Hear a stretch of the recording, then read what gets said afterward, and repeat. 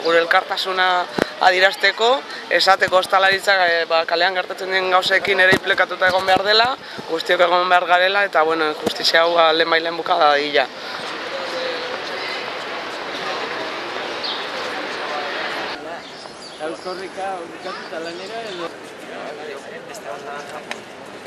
Bueno, esango ditut elkartasuna, hurbiltasuna eta maitasuna adieraztea etorri garela, besterik ez.